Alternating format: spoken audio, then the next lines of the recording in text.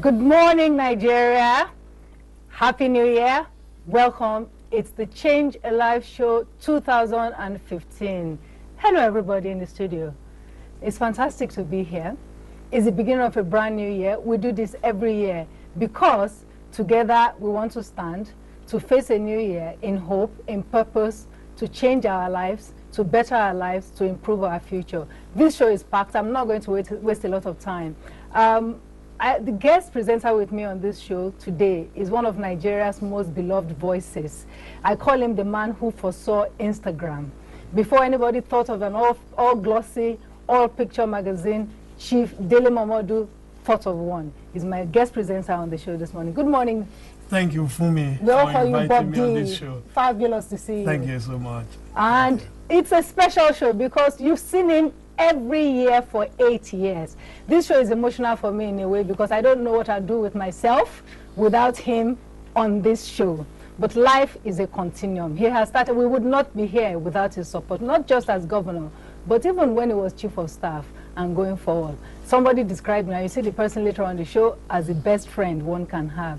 He's also the best friend for change in life. The governor of Lagos State, His Excellency Governor Babatunde Fashola. Good morning, sir. Good morning, Funmi, and happy New Year to Lagosians and Nigerians. Right. I'm not going to introduce the last person first. I will take a short break. When we come back from the break, we're going to go straight into the conversation. We're going to have a lot of conversations on this show because we are talking about how to support our country, our military, our governments, our politicians, to build the sort of country we feel that we deserve. We're also going to talk about how Nigeria conquered Ebola and how we can strengthen our health system. We're going to talk with all the people who are making changes, particularly corporate Nigeria making changes. Oftentimes, we think they don't do anything, but actually, they do. We're going to show you the people who are making a change. And of course, our children, you will be seeing them as you see them all the time. They're actually outside having a party. They have no time for all this conversation that we're having in the studio. But they are here with us as you are with us. I'm going to take a short break. When we come back from the break, we're going to launch into the conversation about just how we can support our country to conquer. We had more attacks than we had in the year 2004. Unfortunately, it's that 2014. Thank you, Bob D. Unfortunately, that was also the year where 275 girls went missing. Some have returned home, been found. Most of them did not come home last year. Is this the year we will bring our girls home? I apologize. This conversation was supposed to include Major General Olukolade, Chris Olukolade, who is the spokesperson of the Nigerian Defense Headquarters. Is on his way. We hope that he will join us before the end of the show. His flight was delayed and is trying very much to get on the next plane to be here with us from Abuja. But I'm going to start this conversation. And finally, of course, also with us is one of the people who, within corporate Nigeria and Nigeria as a whole, organizations who are trying to help in victim support. Mr. Weber Bohr is the CEO of the Tony Elumelu Foundation. They are doing tremendous work in many spheres of life. I think this is one of the places where they do a lot of work that we don't know. We all know about the entrepreneurship, but how's about trying to stabilize those whose lives had been disrupted by the insurgency in Nigeria and other such acts? I'm going to start with you, Bob D. And you can ask everybody whatever question you want to ask them. Where were you when the girls went missing? Bob D. I was actually in Ghana when I heard about it, and it was shocking. And of course, these days, the first thing you do is go on Twitter to see the conversation and how people are responding. But unfortunately, what we realized was a lot of people didn't believe it. They felt it was all political. And that dragged on for about 3 weeks until the president then addressed the nation. Then we saw the gravity of what had happened. And since then, we have known no peace. Governor, it's not just the girls who went missing. Boys were slaughtered in school. Boys and girls were killed in school. People were bombed. What I know there's a lot of work being done by the federal government of Nigeria to arrest insurgency. Insurgency is a global problem. It's doubly difficult for a country like Nigeria that's dealing with so many other challenges. What do you think we should begin to focus on from 2005 in terms of conquering this huge problem?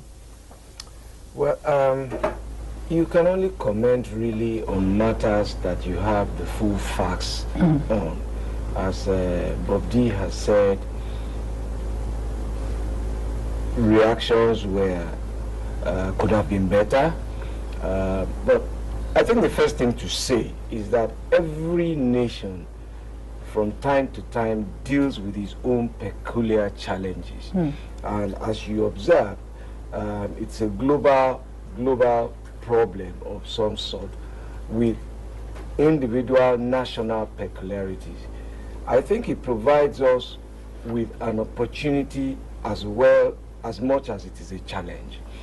I remember as a teenager that the streets of London used to be bombed almost on a regular basis in the 70s, but they overcame it.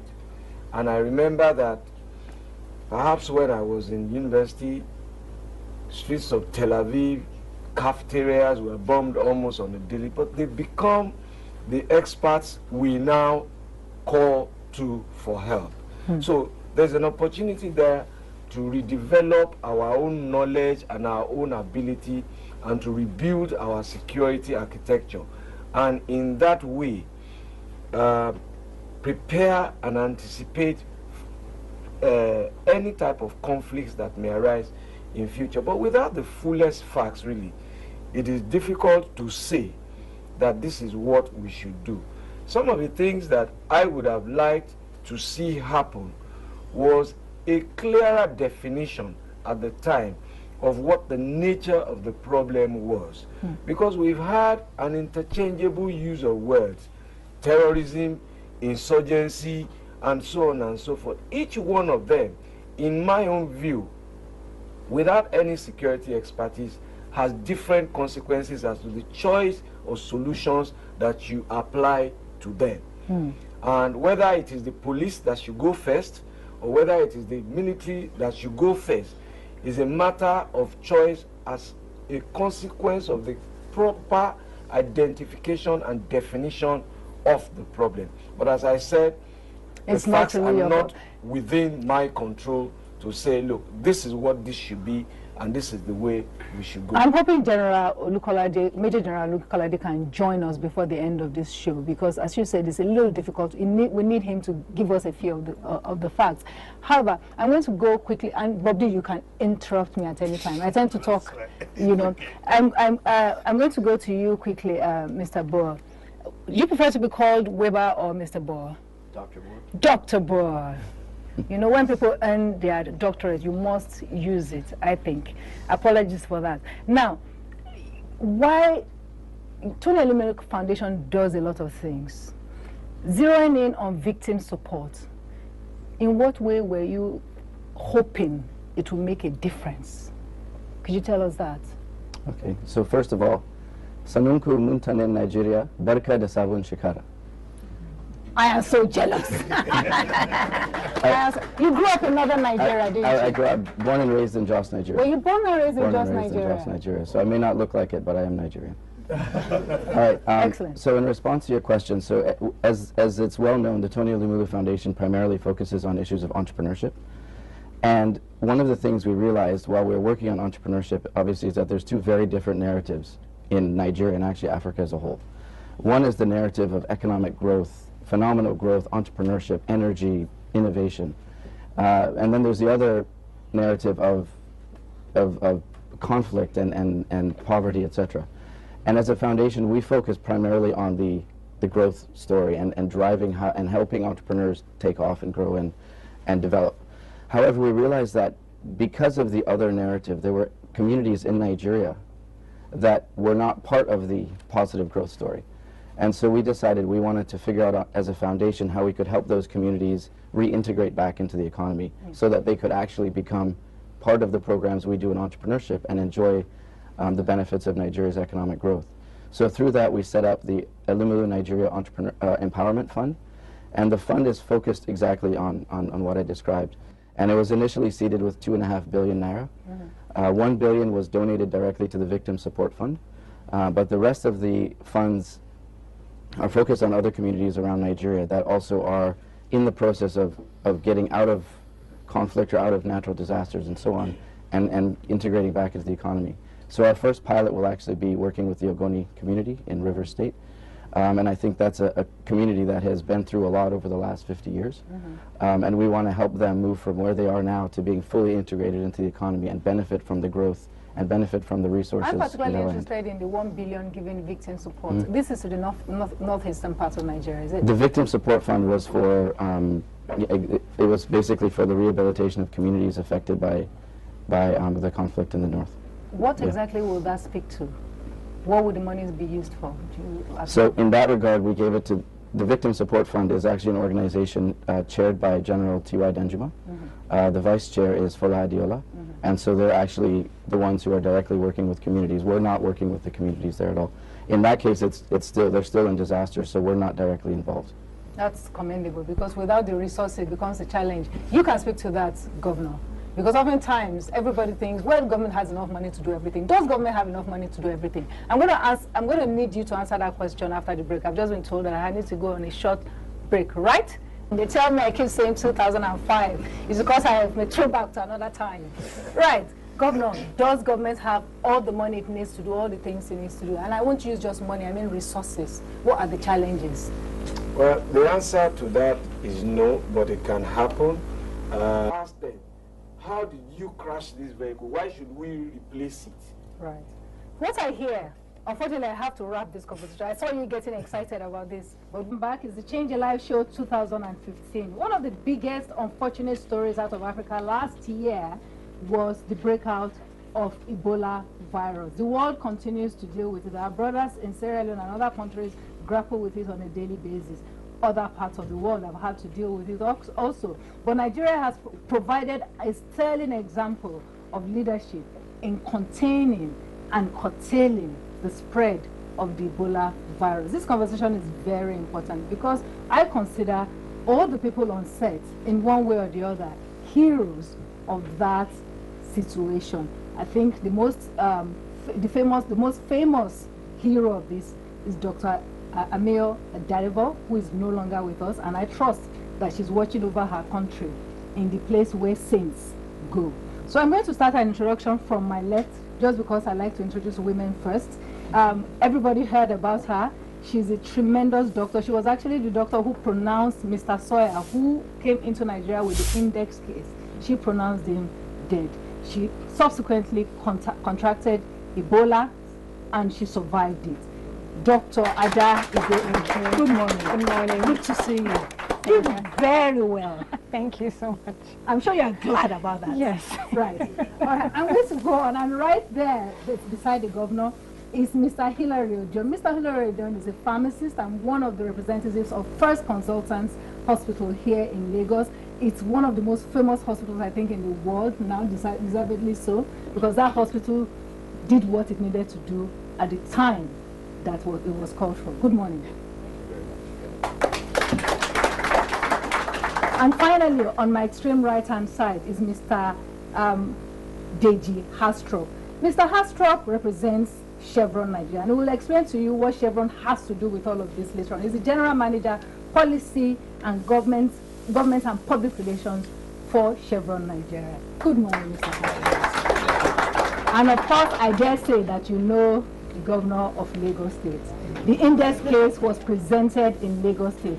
If Lagos State did not do what it needed to do, we would all be in serious trouble. Thank you.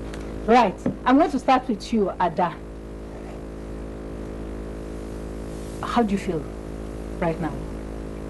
I'm happy to be in. Do you understand the import now of, at the time you and your team, Dr. Daivo, all the other doctors at First Consultants were taking the decisions, taking those decisions, did you understand the import of what you were doing at those times? Did you know what could have happened if you hadn't done the right thing?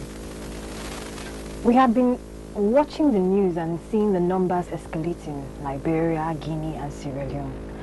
And we knew that if that happened in this country, we would probably have more cases than any other country because of our numbers, because of our love of mobility. We move around a lot. So, you know, someone going from Lagos to Enugu, Abia, or any other state is going to be a catastrophe for Lagos. So we knew, for Nigeria actually, so we knew that it would be a disaster if we let it happen.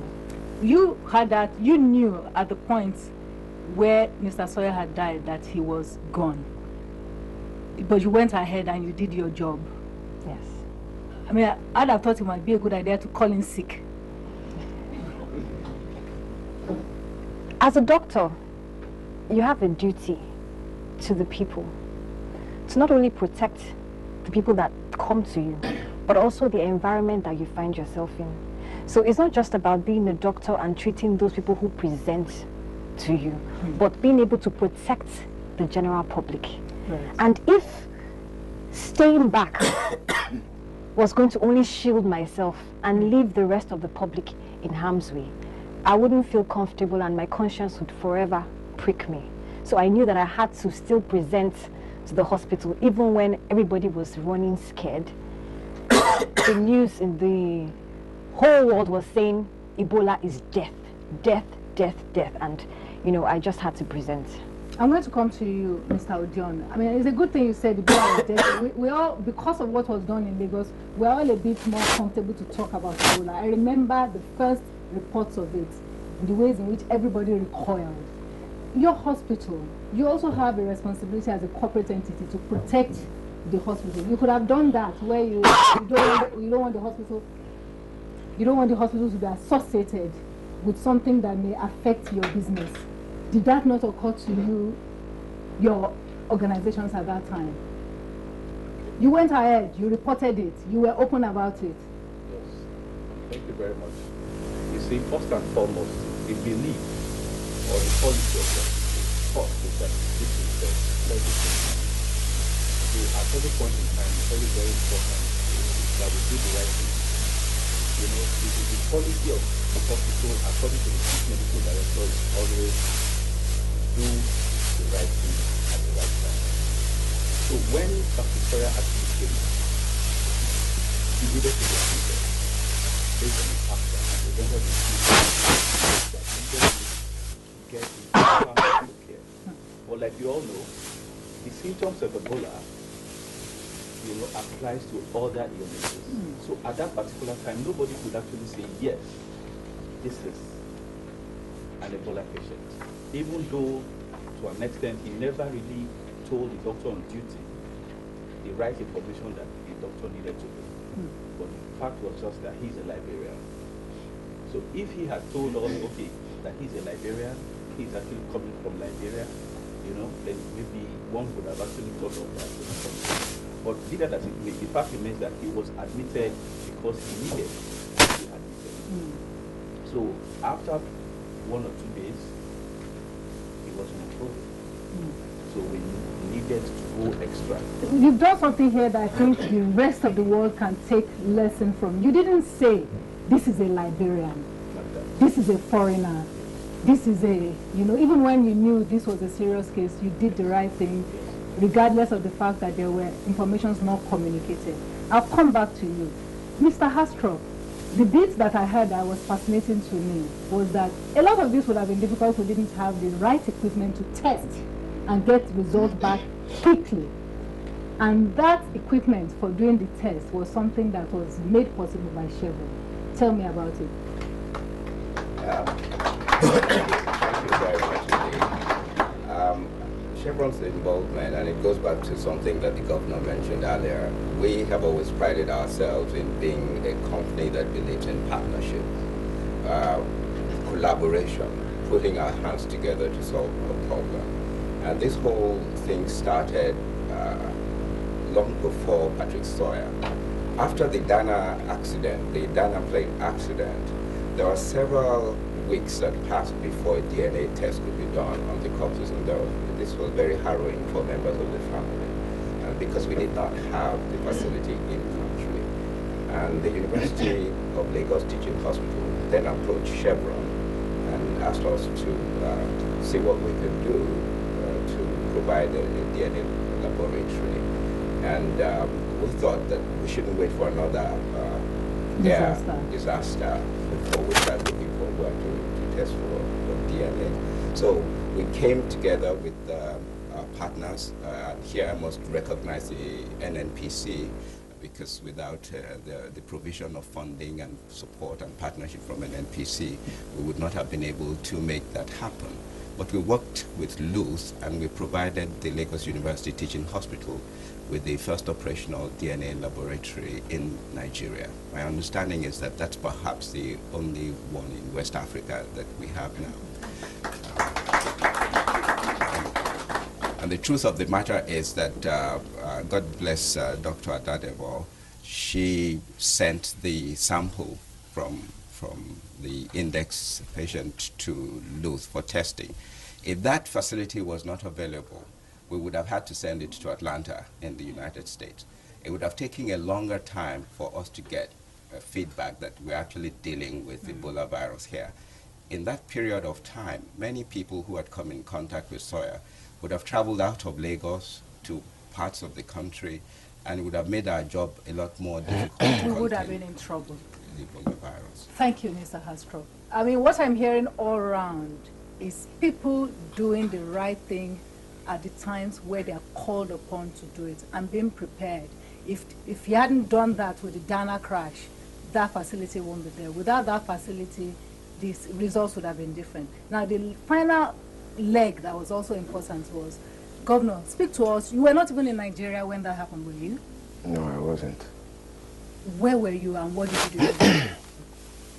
I was on my way back from Lesser Hajj, and the year before I'd gone to Lesser Hajj, but we cut the trip short when my father passed. So I'd taken my children on a holiday, and because my father passed, we had to abort what was like a small family holiday that we hadn't had for like 10 years. So we came back. So I promised them that in 2014 we would go. So immediately we left Saudi Arabia, finished the Ramadan. I think it was a day after when the holiday really was supposed to start. We had finished fasting. I just saw the news, Ebola in Lagos, and so I started packing my bags. So That was the end of that 10-year so holiday. I told my son that, look, I have to go home. Are you coming? He said, no, Daddy, go. Uncle is here. Let him stay. Let me have my holiday. He denied me last time. So I left him behind, and I was on my way back. Of course, by the time I got home, the commissioner and his team had taken some measure of control, but we now had to start learning and running at the same time. And from then, it was the real dimension of what could happen to 21 million people hit me. And I didn't know what to do, so I was reading and learning. I heard about Ebola. I'd given it a miss, actually, I must confess. I was to speak in Uganda about 2 years ago, and I heard that Ebola was there. So I sent my speech and refused to go. But this has happened, and there was nowhere to run to. So, and first I must say that perhaps we don't fully understand the role that the doctors in First Consultant played. They kept a patient against his will in order to prevent the spread of an epidemic. That was defining, because they infringed a patient's rights. Dr. Sawyer tried to leave. He had a right to leave according to medical law. And one of the things we've done subsequent to this epidemic was to amend, we had a public health law, we've amended that law to give powers to all medical practitioners in the state in future to detain those kind of people and circumscribe their rights in the interest of the larger public. We've sent that bill to the House of the Senate. And then I think we had many huge slices of luck, some of which you are hearing about how the laboratory came about. But when people talk about luck, my attitude also is that you make your own luck. We had a cremation system and law in place that were resisted at the time we passed it. And that helped in many ways ultimately to contain the spread, because the corpses were even much more lethal than the living victims. So there was no question of burying or any of those cultural... Yes. So, and then we had started a cleanup in the state, improved sanitation as a way of life. Those were the things that ultimately helped to define. And again, I would say, the collaboration between the health workers at the state and federal level. Nerves were frayed, people were scared, I was scared, because everything that we had really put together could all go awry and wrong. And I must say this now, that I remember the night that I heard that nobody was working at the center because everybody was scared. So, and I was pondering what to do when I called Dr. Idris. I said, look, we're going there at 7 a.m. in the morning. Don't tell anybody. And immediately we finished the conversation, my wife walked in and said, you don't look happy. I said, I'm not happy. What's the problem? And this Ebola thing, what are you going to do? And I said, I'm going there. She said, you are going where? And don't come back to this house if you do. But somebody had to go. And if you remember that morning, my hands were in my pocket. I noticed. Because we really didn't know what to do. But we had to get people to build that operation center. And many more details will come out because we've kept records of what happened. But it was a combination of really people knuckling down and doing what they had to do. We provided life insurance for them, that if anything happened to their families, they would be so. Again, people were ready if the support and the inspiration and the encouragement was there. And the rest, as they say now, is history. But we cannot relent. As long as that virus exists in any part of the world, we remain at risk. But for me, as I say, it is just another infectious disease. And the world will overcome this. And there will be many more infectious diseases across the world. We're overcoming HIV, AIDS, H1N1 is coming, and we must continue to invest in our medical personnel, in our scientists, in the same way that we will invest in our law enforcement and our military. Because when there is war, it's the military that goes out first. When there's a health epidemic, it's the medical personnel. All right, when there's crime, it's the policemen. Thank you very much. Thank you. I'm actually going to ask everybody to clap properly for everybody on the panel. I think so. We are going to take a break. Remember, as I said, there will be an after show. We will continue some of the conversation and we will post them online later on for those who cannot watch it on television, because these are very, very important topics. I'm going to take a short break. When I come from the break, the core of what we do at Change a Life is education. Nigeria has over 10 million children out of school. Recently, I read that in the past 4 years, Nigeria has produced 30 million more children. We have to take a lot of things more seriously. Education is one of them. When we come back from the break, we're going to talk about how it is possible to go from zero to hero and then be contributing to your community. Right after that break.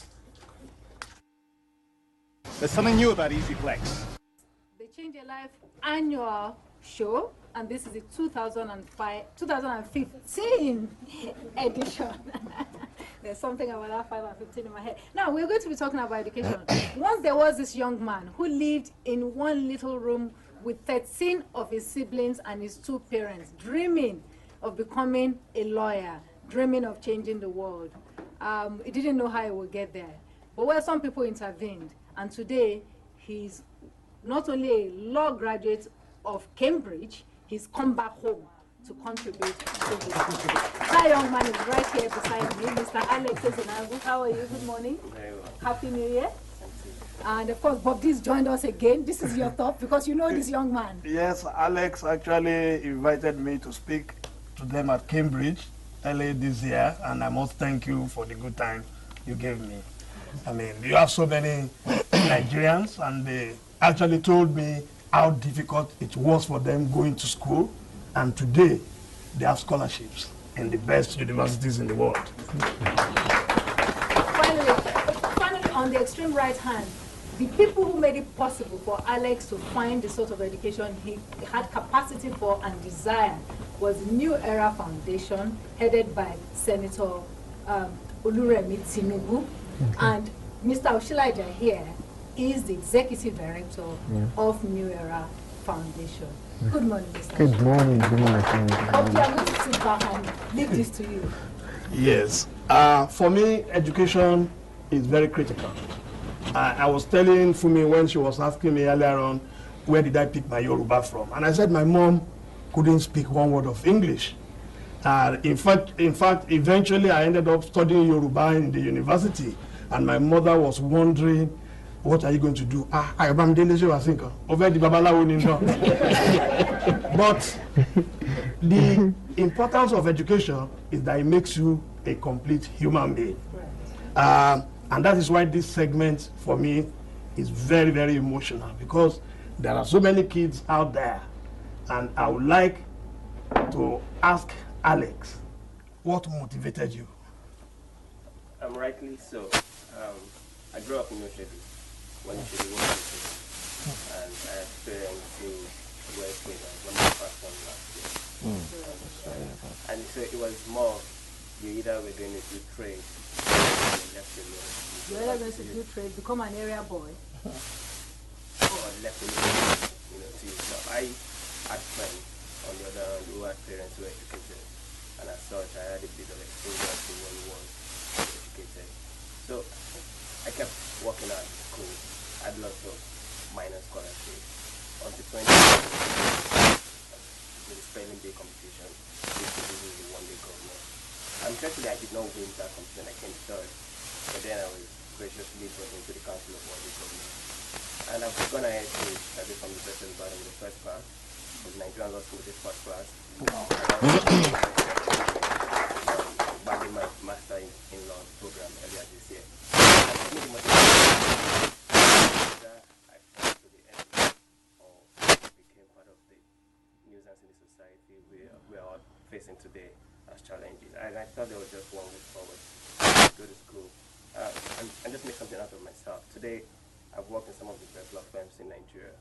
I'm looking at doing my PhD. I'm looking at working in excellent places, and this could only have been possible because I have that I'm internally grateful to. I'm going to. Do you want to? No, go on. I'm going to ask because that thing what you said there is key, where there was a choice of either finding a way out or just falling by the wayside. You speak about it, you make it sound easy, but there are many, many little boys and girls in little homes all around Nigeria who are watching you now. How do you teach a child to take the better option regardless of the difficulty? Well, I think the answer would be in role model. As growing up as a child, I heard of people like Professor Fidelis Odita. I knew Professor Yemi Osibanjo. I knew of people who were role models in some sort, and I did my research on the CV. I actually watched your program back then, and there used to be this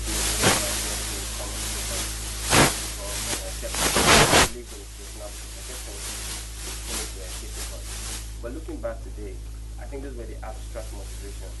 They may not have been physical or material, but then I knew someday I wanted to be this. I wanted to be this, and so I kept working.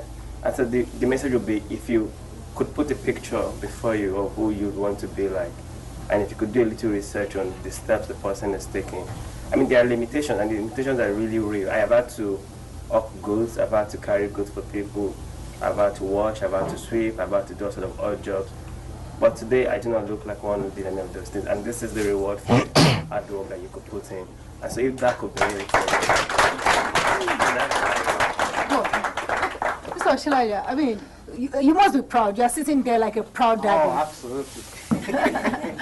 Very, very proud. Yes. Why zero in on education? As you know, Senator Oluremi Tinubu, in everything she does, she takes a lot of pride in the fact that she's a teacher, and as a teacher with a big difference, a teacher that is very, very interested in the future of every of her students. Unfortunately, she's not teaching in any school right now, so she took up this challenge, you know, way back in 2001, you know, to start the idea of spelling bee and all this stuff. And it has helped a lot of students within the public schools. And I just want to make sure that I open my mouth wide here while our Bob D, you wanted the governor here to be the president of Nigeria. I support you. I support you because I mean, you know how it is when a government comes and goes, and then they throw everything out, and a new government comes and it comes with all sort of stuff. So you've had stability, and that has yes, absolutely. I'm going to go quickly to the governor now because I've got to round this. I hear something from you, Alex, and I like it, and that is putting up role models for young people across board, so that they have something to focus on and dream about. I know you are passionate about education. What are we going to do about those 10 million children? Well, I honestly wish you didn't ask that question that way, because my answer first is, where did that data come from? And I say this because Alex represents one of the unmeasured successes that we have produced, but there's still many, many more. And Alex, for me, is also the story of the virtue of adversity. How adversity helps to improve rather than diminish you. And it's a lesson to all parents that we must never overprotect our children from adversity. They must see what made us, in order that they may prepare to face their own challenges of life. But back to the problem of data. If you want to solve a problem, you must have the fullest measure of it.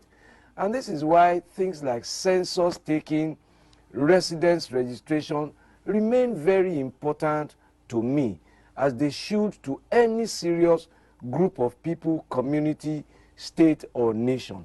If you can't measure the problem, you can't manage it. So when they throw, it may well be more than 10 million, it may be less, but we have played games with our planning tools. And therefore, somebody from somewhere just tells us it's 10 million people, and we all run with it. I question that data, not because I want to question things, but because we fully need to dimension the size of the problem. If it is 10 million children, for example, as a matter of proven record, how much then does it take to give each child an education? Very, very, very early in life, that the foundations for success are built on pillars of adversity. If there is no adversity, there is no success story to tell. Why would anybody want to go and demolish anything? It's not in my way. It's not in front of my house. It doesn't disturb me. But the reality is that it is a potential source of danger to the people who put it there, to the people who live around it. But the truth is that we all are the leadership. It's not just one man, it's not the governor. And it is all of us who must say, we are tired of agonizing. We want to begin to do something. Everybody has a role to contribute. Now, every time people die avoidable deaths, it just diminishes me. I wish that we could wake up every day. My closing balance every day as governor should be no lives lost. And I think Nigerians are enterprising people, hardworking. If we work hard, we can change everything that challenges us. He's a caring person, he's a generous person, he's a loving person, and he's a loyal person and faithful. You know, he's a confidant as well for those who want to confide in him. He's a friend that you can always rely on, and he's a friend for life. Well, it's not that he told me he was going into politics, but he told me football apart from. I believe it does that. Well, you have to caution. Apart from that, there's no problem. But when you tell him not to play the football, he doesn't like it. We have to caution him. No, was happy, but a bit apprehensive about politics, politics anywhere in the world. But I told him I didn't like the idea, but when he said he wanted to be the governor, I left him. I wish him well in anything he does. He's a lawyer by profession. I know you know that. Yes. Anything he can do, whatever way can help Nigeria, I wish him well.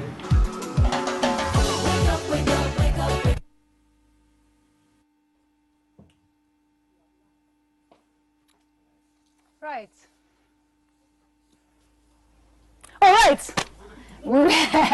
I was taken aback by that. I was carried away by those. We were cycling around you for weeks, trying to find all sorts of people. We trapped your mom, who was very graceful. We trapped your wife. The bit of that you didn't see is that she told us she was not a flower girl. She doesn't like flowers. She wants other things. Everybody had a sense of, you know, a certain warmth and love for you in what they had to say about you. I mean, your mother said you were difficult. You know, you were always cowling. All the pictures we found of you as a young child and boy, you were always cowling. What is with this cowl? When you see your mother going through a very difficult life, trying to make sure that you don't fall by the wayside. I saw her suffer as a single mother, and every time I look back, I remember that I am here simply because she didn't give up on me.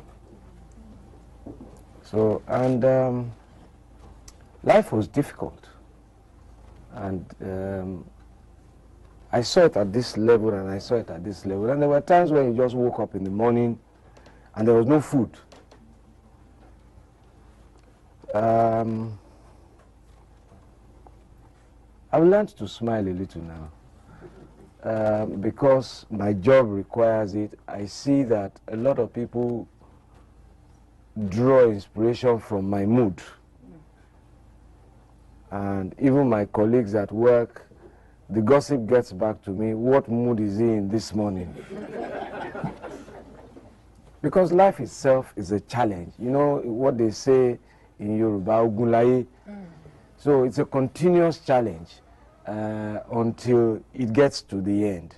And when I'm working, I can be a little too consuming and... Frightening? No, not frightening. Is it true, sir, that a good leader cannot afford to be too nice? Well, I don't know about that, really, because I'm not sure also that I see myself as a leader, because my role here is to serve people. So, and you can't serve people without being nice to them.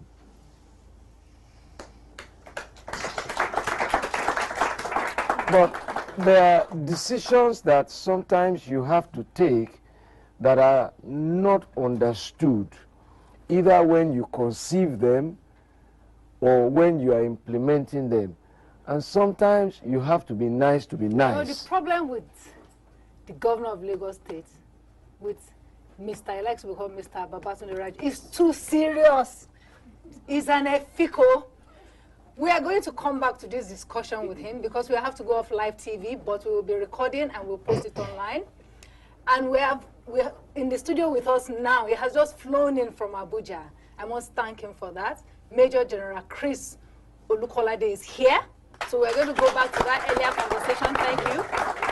But before that, because he's such a serious man, we tried to find how we're going to surprise him.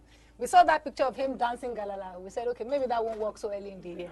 But we got somebody in the house who is a dear friend of his, a dear friend of ours, and one of Nigeria's legendary musicians.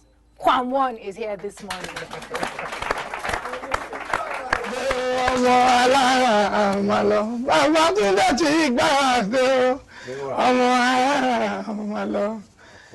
Ara ló dá ló ṣe ná, ara ló dá ló ṣe títì tó tún gbin flowers sí. Ara ló dá lọ́mọléèwé náà fi ń pariwo Fashola, Fashola, Fashola, Fashola. Ọkọ̀ ojú omi pẹ̀lú flyover nílùú Lagos State. Àkànní tí gbàdé ọmọ alára máa lọ. Happy New Year. Happy New Year. Happy New Year. God bless you. Thank you. Àṣeyí ṣàmọ́dún. Àmín. Ìgbà ọdún kan ni. Àmín. Pẹ́láyé, ojú yín ò ní rí bí o. Ìlú Èkó ò ní bàjẹ́ o. Àmín. Èkó ò ní bàjẹ́. Èkó ní bàjẹ́. Àti tọrọ lọ́wọ́ Ọlọ́run, Èkó ní ìtẹ̀síwájú Èkó. Thank you very much.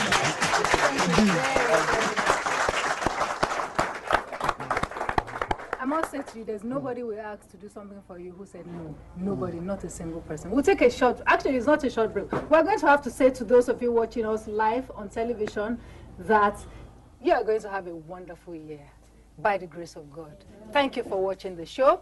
The show continues as an after show. General Chris Olukolade is the Director of Defense Information for the Nigerian Defense Headquarters. Good morning, sir. Good morning, ma'am. Good morning, Your Excellency. Good morning. Yes, sir. Very good to see you. General, before you came in, we had started a conversation already about going forward into a new year now.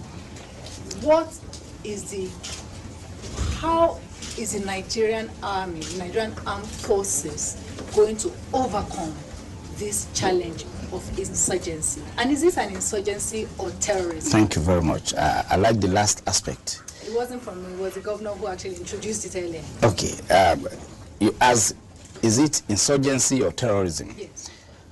If by definition, when people engage in insurgency, there's some, maybe legitimate claim that they are trying to push across and get the attention of government either to negotiate or, see their position. But in contrast to what we are facing, we believe we are facing a situation where people are trying to instill fear in the people and the government and intimidate government to yield to their own ideology. And they are doing this by fear and by trying to instill fear by killing, maiming, and doing all kinds of things that make life uncomfortable for citizens. To that extent, I would say the last one is preferable in defining what we are going through. That is, we are going through terrorism. And the earlier every Nigerian realized that, the better. That we are dealing with people who really don't have a claim that is legitimate. Rather, they want to make life uncomfortable for every Nigerian. So it's a war. They've declared a war on the Nigerian state. Clearly. This is what it is. This is a war. Okay, so you are the man who knows how to fight a war. How are we going to fight this war? How are we fighting this war? Well, initially, the approach had been to see these are fellow citizens, Nigerians, and see it as an internal security operation, in the sense that we have some consideration both for them and for the citizens that are equally victims. And that means we must limit the level of force we can release on them in response to the activities they engage in. However, as time went on, and the activities became more vicious, causing more damage to our country, we got to step up our game, and that is what has been incrementally the situation. Up to this moment, our firepower has to be raised up, upgraded, in the sense that the level of weapons we were using, the isolation that we were using, has to be more discreet and stepped up, considering the fact that they have started imitating what their fellow terrorists in other parts of the world are doing in terms of wanting to have territories under their control. Raising flag. I'm going to say that this is a conversation, so at any point, any of the gentlemen can come in. Yeah, I'm okay. So we can make this a rounded conversation, because the desire is for us to find a solution together. Right, Governor? Mr. Momodu, this is what we want to find. What actually though is the truth? There's a lot of story out there, and it's a good thing to clarify these issues. It's said that the Nigerian Army hasn't got capacity in terms of equipment and men. Is this true? Do we have full capacity? Well, the capacity in this matter is relative. Relative in the sense that Initially, we got to engage in this with some conventional training that is our background. That is going after them. When we talk of weapons, weapons are graded. There are weapons that are to be at individual level. Every soldier going to battle is expected to be armed with at least a rifle. And there's nobody in this operation who is not armed with a rifle. There are weapons that are sectional weapons. There are weapons that are at the company level, at battalion level. You don't deploy that to an individual to carry. For instance, machine gun. Machine gun is not for every soldier to be carrying. But the terrorists we are dealing with have no convention. They can, everybody there can carry the RPG, that is the rocket grenades. Everybody can even choose to carry machine guns. So that in itself is one area of contrast that makes it difficult when people are alleging inadequate equipment. But that is not to say that we don't need equipment. We definitely do. Why? For instance, in every war, there is wear and tear. The equipment that you engaged at the beginning of the war gets to a point, starts stopping, or needs replacement. In other words, they cannot go through all that mission from the beginning to the end. To that extent, we will definitely continue to need upgrade of our weapons. Also, I said initially that we got to isolate. Initially, there is a limit to which we could use the Air Force, considering the level of damage the activities can inflict, considering our interest in preserving our nation's infrastructures, considering also the fact that citizens must be protected. We must limit how far we can use some of these weapons. Now, for the terrorists, they don't have such considerations. Their own is to do as much damage as possible. But we cannot join them in doing damage to our people. Ours is to respond and contain them as effectively as we can. What is the level of intelligence? Because weapons can be one thing, but you cannot even deploy those weapons without adequate intelligence. So how would you say intelligence has fared in this battle against terrorism? We'll definitely keep needing improvement. And the much I can say at this moment is, between when this operation started and now, there has been a lot of improvement in the input of intelligence.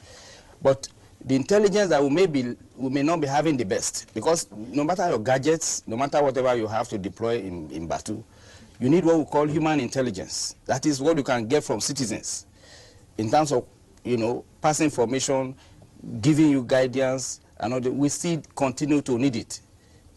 I will also say that one is also improving. But the other element of intelligence you may be interested in, which I guess you are referring to, is the collaboration among the security agencies in terms of feeding intelligence to the operation.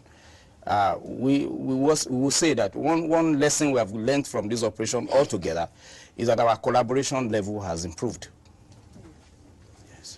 Governor, do you want to speak to this? This is now, there were holes earlier when we were talking. First, sir, let me ask before I perhaps venture an opinion. What is the correct pronunciation of it? I've heard you called Olukolade. I've heard you called Olukolade. My name is Olukolade. Aha. So I wanted to be sure. Thanks. It's a pleasure to meet you, and I've listened to all your briefings. Had you both not met before? I don't recall that we ever met. Naturally, I will meet His Excellency, but on television. But I've listened to all your briefings, and I understand also that when matters of intelligence need to be discussed, the interests of troops and men are not best served without the discipline to manage them. But I think what we need to know is factually and truthfully that we are in control of the situation, or we are not, or we are turning the corner, or we are just climbing the hill. This is important in order for Nigerians to have a clear measure of where their government is. And that would dimension the kind of support and the kind of response and the kind of anxiety that you also have to manage. Sir, maybe the attitude to this challenge has also always been, initially I believe that the public was following, but one thing we seem not to understand generally is that battle situation is very fluid. Fluid in the sense that you may be holding this ground at this moment, in the next 10 minutes, that story is not true. You may be containing the situation properly as at this moment. In a few minutes, it changes. So your challenge has changed, that of reversing whatever grounds you have lost. Definitely, we lost some grounds within this year. For instance, I mentioned earlier Last year, we have a new year. Sorry, thank you. Last year, we definitely lost some ground, and that was in contrast to what it was at the beginning of that year. At the beginning of that year, the element of holding territories was not part of this challenge.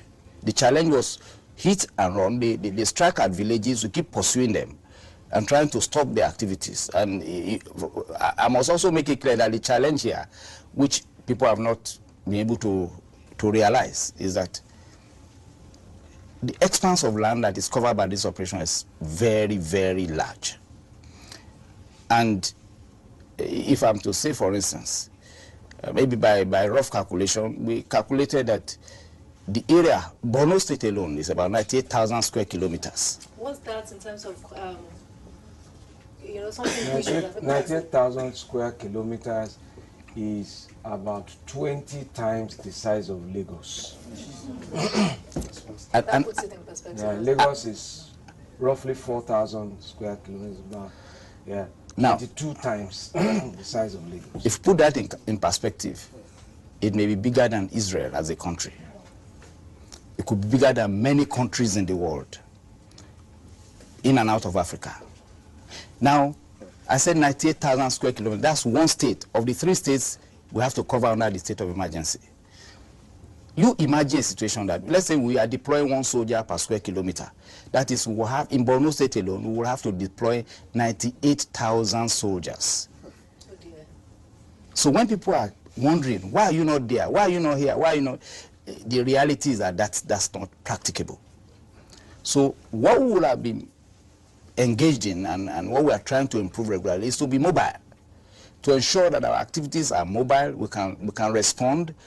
We can deploy troops fast. For instance, we hear there is a challenge in social community. You just put troops in the helicopter and drop them there. It's not that they will have to be traveling by road. That's another element of challenge. So there is a challenge of terrain. There is a challenge of the expanse that this operation covers. There is even the challenge of the required manpower. I should cast your mind back to the fact that many of us will remember that there was a time in this country when the clamor was, what is the work of soldiers, by the way? Let's disband them. We don't need them. Let them go to the farm. Many of us here will remember those arguments. People felt, what are they doing for our country? Now, we really need them. But a soldier is not produced in 2 days. Well, sir, I must interrupt you quickly then. Why then? Because if I didn't ask this question, it would be glaring. Why then are we court-martialing? Or what is that army time again? Why are we losing soldiers because of mutiny? Thank you very much. We need more of them. Well, we need more of them. Yes, even if we need more of them, you need more of soldiers. What makes a soldier? Discipline. That's what differentiates a soldier from a civilian. Now, if you have a pack of 1 million indisciplined soldiers, you have a dangerous thing in your hand as a country. And that danger must be contained. There is no need to just have a body of men who cannot be controlled. When you talk of welfare, no, when people try to say it's about motivation, and they relate motivation to money, they relate motivation to allowances. I can challenge a civilian and say, okay, if it is money, let's give you 100 million. That is bullet. Go and face it. Will you face the bullet because of 1 million or so million of naira? So the real thing is the psyche of the soldier to be able to respond to directives. We know that there is bullet coming from that direction, but you have to go. and it will move. Was that a training challenge, the training gap you spoke about? Because I know for sure you were part of ECOMOG. Yes, I was. Nigeria was recognized internationally for her role in stability across Africa. How is it that these same soldiers, or are they new soldiers, where is the gap? It's good you recognize that, because I think it will also address some issues that are in the public space now. I want to tell you that nobody becomes a general without having some background. So when the generals of today are making demands, they have gone through situation. The ECOMOG you are referring to was conducted by people who by now have risen to you know, to the higher ranks. So when they are giving directives, they know why they are giving directives. They know what a soldier should be doing. They are doing it. They are giving their directives based on what they know is the capacity we have inculcated. So if for any reason you are not doing it and you still want to be in this uniform, you must conform. You wanted to know where the gap is. The gap could be in maybe what is reflective in society. But we have a duty as the leadership of the military to correct it. And that's a duty to this nation. Because if you have a pack of mutinous soldiers, we are not safe. No politician is saved when you have a pack of soldiers whose business is to mutiny. And so we have a duty to reverse that trend. Go on, I just wanted my final contribution.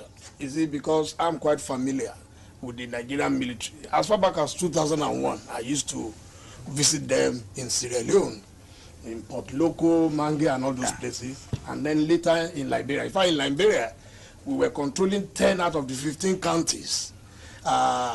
I remember Brigadier General Olofin at that time was the commandant the last time I went. But what I saw in terms of facilities available to them, I don't think we have that in Nigeria.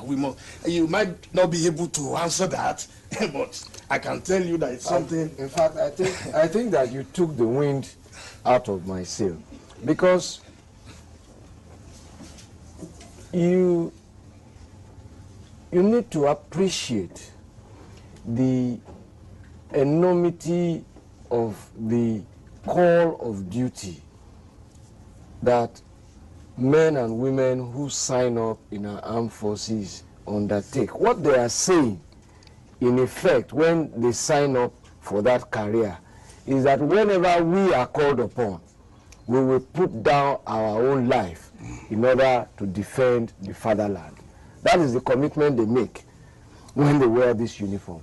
But that commitment also comes with some level of expectation of their well-being. Because in the life of some soldiers, for example, they may have a 35, 30-year career without ever going to battle. And some, as we have found in the Ebola case, were nurses who on their first day at duty were dealing with Ebola. And during the period when there is no battle, what is the general makeup? What are the allowances? And that's the most pedestrian point from which to discuss this. What is their in-service training in peacetime? What is the status of their quarters? What is the status of their health and that of their family? I say this because my mother used to work in the army, and I know the quality of medical care that was available at Creek Hospital when Brigadier General Austin Peters and Dr. Pears were there. It was, and the Air Force Hospital at Onikon. Are they still comparable today?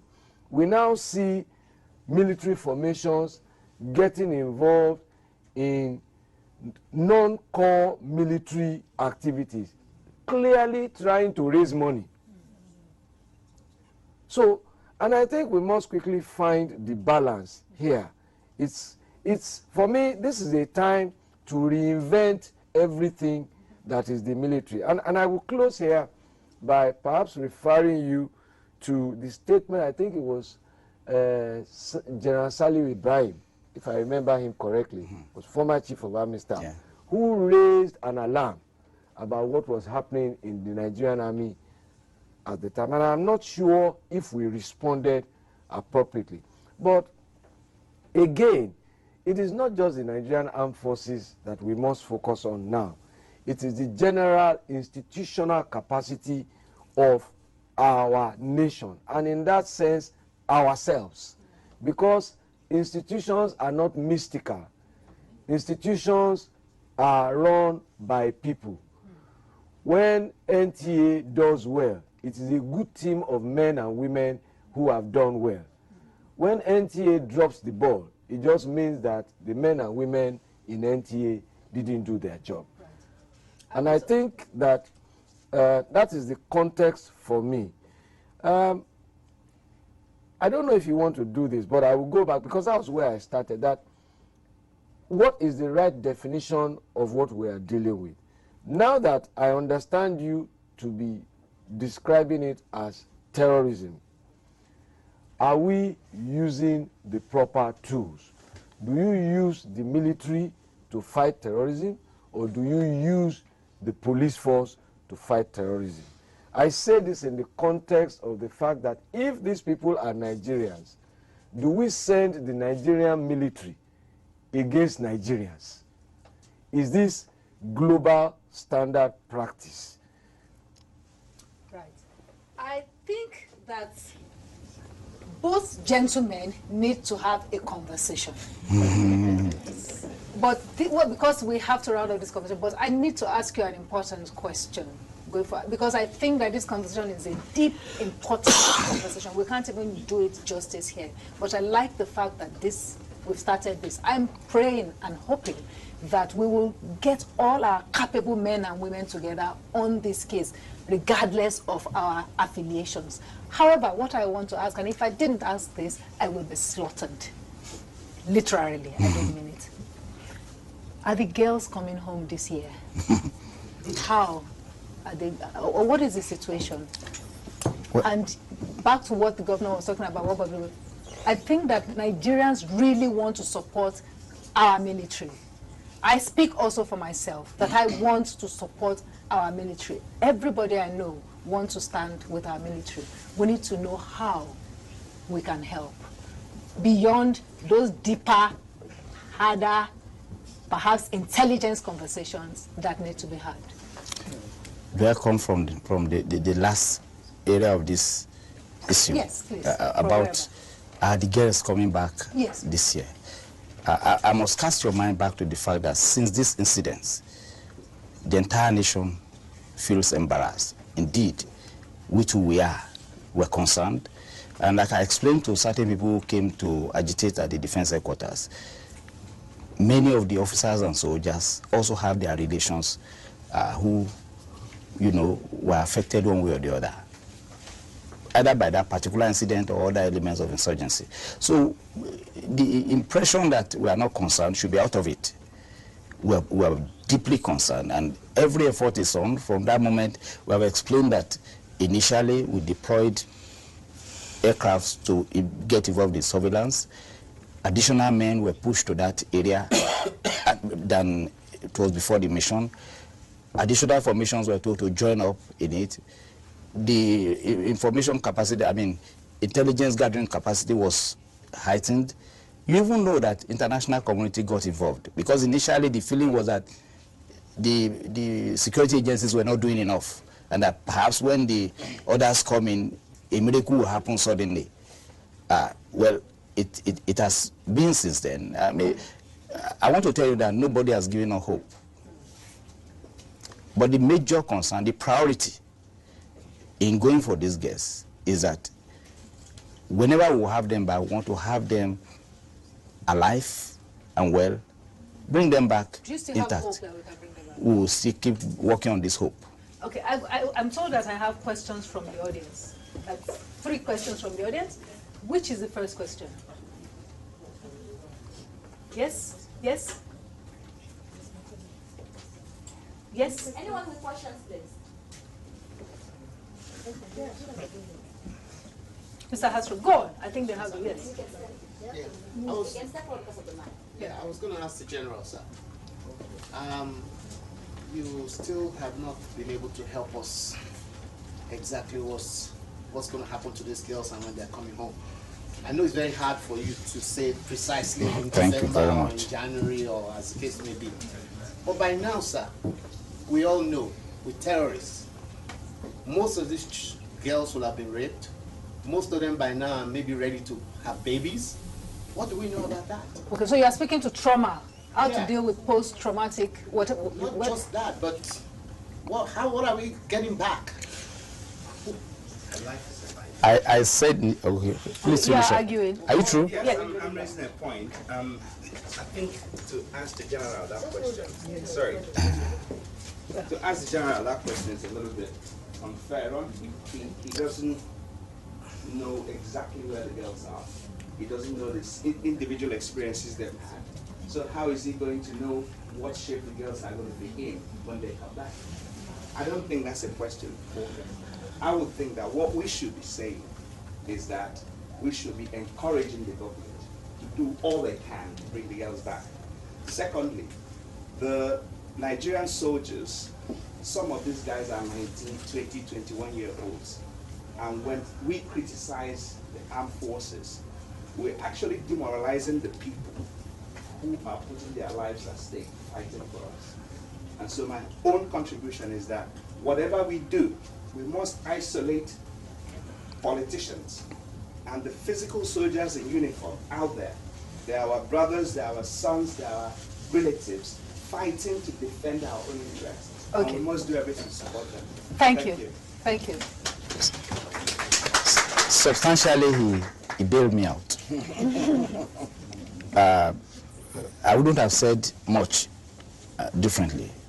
But one concern that we have at the moment, and that's where we'll possibly be calling for help, is that there's an impression out there which is really demoralizing. Demoralizing to particularly the leadership of the military. The impression that has been created out there to present the military hierarchy as callous, corrupt, and irresponsible.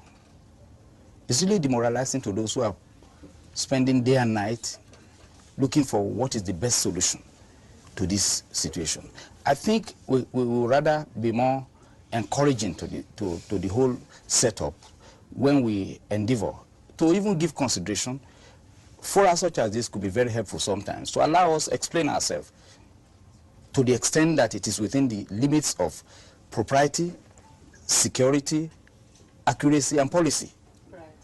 And when all of this come together, we will endeavor to ensure that Nigerians understand what is going on, which I think is what they clamor for quite often.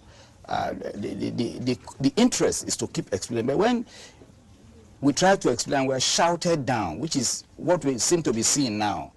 They shout down at every explanation coming from the military.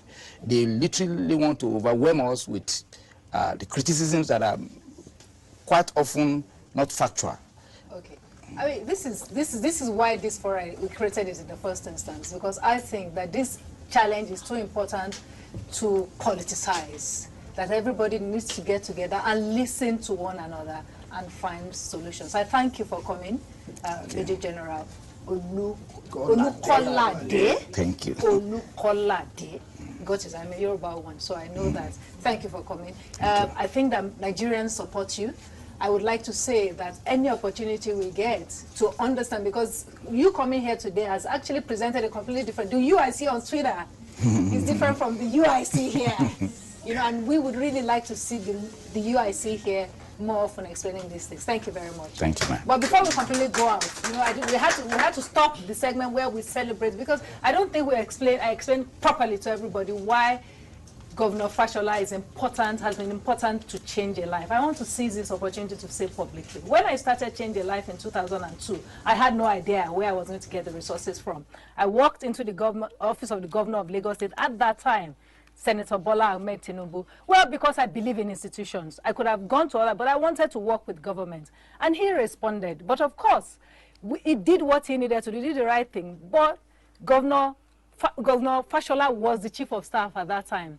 And behind the scenes, the way he tends to do things, not only was he supporting us, he was also telling us, you need to make this thing an institution. If he hadn't encouraged us in that direction, we would not have become a full-fledged foundation. If he hadn't encouraged us in other ways, we would not have the stories we have today. Today, we have supported over 300 families. And when I say over 300, that's over 300 children. We have countless of families we are supporting because it's a holistic program. Not only do we give the education, we stabilize the family, we provide training for the parents within the family or job, and then both our people, our recipients, and other Nigerians at large, we provide through the Lagos State government direct health intervention in critical health cases, including cancer, kidney, and terminal diseases. They never turn people back. It's been an incredible 13-year run. It would be impossible without Governor Gov Fashola here. I want to say to him, thank you from the bottom of my heart. The children love you. The parents love you. We don't really know what we will do without you. We know we will continue. But I just want to say from the bottom of our hearts, thank you very much. They also asked me to ask you, what are you going to do now? But first, we need to give you this. This is from Change a Life to you for the 13 years of support, of encouragement, of prodding, of challenging. Thank you. I have the great pleasure of presenting this to a man who has become the 8th wonder in Nigeria, Governor Babatunde Raji Fashola.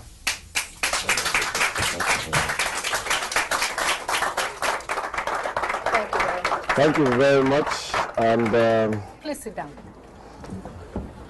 Now, as far as this has to do with kids, it will find a special place wherever I am. But I think all of the real gratitude must go to you, Funmi, because this was your idea. And whatever we as foot soldiers that you have converted to the idea of reaching out to vulnerable and less privileged people, it is the story of the idea itself that would ultimately endure. All of us are passengers in the journey of this idea. Our journeys will end, and other people will hopefully continue it. But it is the idea that will never end. So I really thank you for allowing me to be a part of this. So please tell us, sir, what's next? Your mom and your wife said it wasn't there. She said, look, his dream was to be a senior advocate of Nigeria. He just wanted to be a great lawyer. His mother said, you know, he was passionate about football, and then he wanted to be a lawyer. You've become, and I would like to say this as my personal opinion, Nigeria's most outstanding public official. Nigerians look up to you everywhere. People take inspiration from you. Where are you going next? Well, I really don't know. Nigeria has been kind to me. I have believed in Nigeria. I have believed in the promise of Nigeria. I have an idea in my head what that promise looks like, and I know that it will come to pass. That Nigeria's promise will be fulfilled. The real question is whether it would happen in my lifetime or not.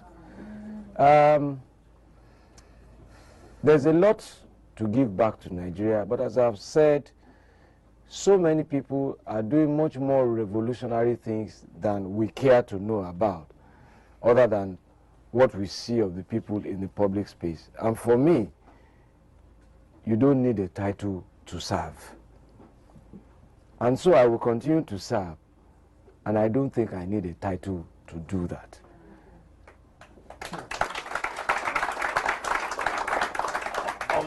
On behalf of the guys on the street, our dream is that it will happen in your lifetime, and you will lead that revolution. Yes. Thank you very much. General, thank you. Yes, my dear brother, friend, one of Nigeria's most powerful voices of reason, Chief Dele Momodu. Is it Momodu or Momodu? Momodu. Momodu. The Edo style. The Edo style. Momodu. A completely detribalized Nigerian. And of course, I call him leader, brother, governor. Thank you. And to all of you, thank you very much.